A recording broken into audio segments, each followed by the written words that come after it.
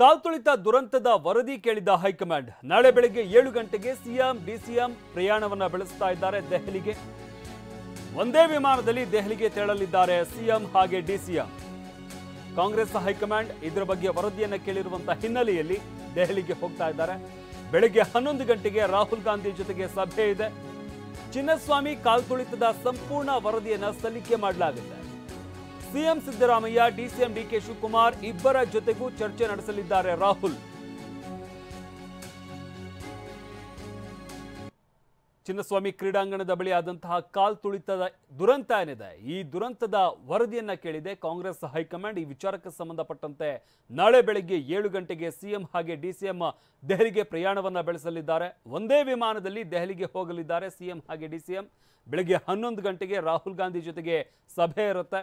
ಚಿನ್ನಸ್ವಾಮಿ ಕಾಲ್ತುಳಿತದ ಸಂಪೂರ್ಣ ವರದಿಯನ್ನ ಸಲ್ಲಿಕೆ ಮಾಡಲಾಗುತ್ತೆ. ಏನಾಯಿತು, ಎಲ್ಲಿ ಲೋಪದೋಷ ಆಯಿತು, ಯಾಕೆ ಈ ರೀತಿಯಾದಂಥ ಒಂದು ದುರ್ಘಟನೆ ಆಯಿತು, ಎಲ್ಲ ವಿಚಾರಗಳಿಗೆ ಸಂಬಂಧಪಟ್ಟಂತೆ ವರದಿಯನ್ನು ಸಿದ್ಧಪಡಿಸಿರುವಂತಹ ಸಿಎಂ ಹಾಗೆ ಡಿಸಿಎಂ ನಾಳೆ ರಾಹುಲ್ ಗಾಂಧಿಗೆ ಆ ಒಂದು ವರದಿಯನ್ನು ಸಲ್ಲಿಸಲಿದ್ದಾರೆ. CM Siddaramaiah, DCM DK Shivakumar ಇಬ್ಬರ ಜೊತೆಗೂ ಕೂಡ ರಾಹುಲ್ ಗಾಂಧಿ ಚರ್ಚೆ ನಡೆಸಲಿದ್ದಾರೆ. ಪ್ರತ್ಯೇಕವಾಗಿ ಚರ್ಚೆ ನಡೆಸ್ತಾರಾ ಅಥವಾ ಒಟ್ಟಿಗೆ ಚರ್ಚೆ ನಡೆಸ್ತಾರಾ, ಇದೆಲ್ಲವನ್ನು ಕೂಡ ಸದ್ಯಕ್ಕೆ ಕಾದು ನೋಡಬೇಕಾಗಿದೆ. ಒಟ್ಟಾರೆಯಾಗಿ ನಾಳೆ ಈ ಒಂದು ಸಭೆ ಇದೆ.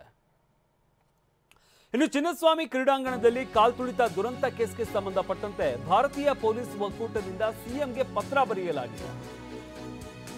ಕಾಲ್ತುಳಿತ ದುರಂತ ಪ್ರಕರಣಕ್ಕೆ ವಿಷಾದ ವ್ಯಕ್ತಪಡಿಸುತ್ತೇವೆ. ದುರಂತದ ಕುರಿತು ನಿಷ್ಪಕ್ಷಪಾತವಾದ ತನಿಖೆಯಾಗಲಿ, ಸಸ್ಪೆಂಡ್ ಆದ ಪೊಲೀಸರನ್ನ ಬಿಡುಗಡೆಗೊಳಿಸುವುದಕ್ಕೆ ಪತ್ರವನ್ನ ಬರೆಯಲಾಗಿದೆ. ಕಮಿಷನರ್ ಸೇರಿದಂತೆ ಅಧಿಕಾರಿಗಳ ಸಸ್ಪೆಂಡ್ ಹಿಂಪಡೆಯಿರಿ. ಪ್ರಕರಣದಲ್ಲಿ ಪೊಲೀಸರನ್ನಷ್ಟೇ ಹರಕೆ ಕುರಿ ಮಾಡಿದ್ದೀರಿ. ಕಾಲ್ತುಳಿತ ದುರಂತದ ಬಗ್ಗೆ ನಿಷ್ಪಕ್ಷಪಾತವಾದಂಥ ತನಿಖೆಯಾಗಲಿ, ವಿಚಾರಣೆ ಮುಗಿಯುವವರೆಗೂ ಮರು ನೇಮಿಸುವುದಕ್ಕೆ ಮನವಿ ಮಾಡಲಾಗಿದೆ. ಅವರೇನಾದ್ರು ತಪ್ಪು ಮಾಡಿದ್ರೆ ಅವರಿಗೆ ಶಿಕ್ಷೆ ಕೊಡಿ, ವಿಚಾರಣೆ ಮುಗಿಯುವವರೆಗೂ ಕೂಡ ಮರು ನೇಮಿಸಿಕೊಳ್ಳಿ ಅಂತ ಮನವಿಯನ್ನ ಮಾಡಿಕೊಳ್ಳಲಾಗಿದೆ. ತನಿಖೆಯ ನಂತರ ಶಿಸ್ತು ಕ್ರಮ ಅಗತ್ಯವಿದ್ದರೆ ಕೈಗೊಳ್ಳಿ. ಕಾಲ್ತುಳಿತ ದುರಂತ ಪ್ರಕರಣಕ್ಕೆ ವಿಷಾದ ವ್ಯಕ್ತಪಡಿಸುತ್ತೇವೆ. ಮೃತರ ಕುಟುಂಬಗಳಿಗೆ ದುಃಖ ಭರಿಸುವ ಶಕ್ತಿಯನ್ನು ದೇವರು ನೀಡಲಿ ಅಂತ ಪತ್ರದ ಮುಖಾಂತರ ಮನವಿಯನ್ನ ಮಾಡಿಕೊಳ್ಳಲಾಗಿದೆ.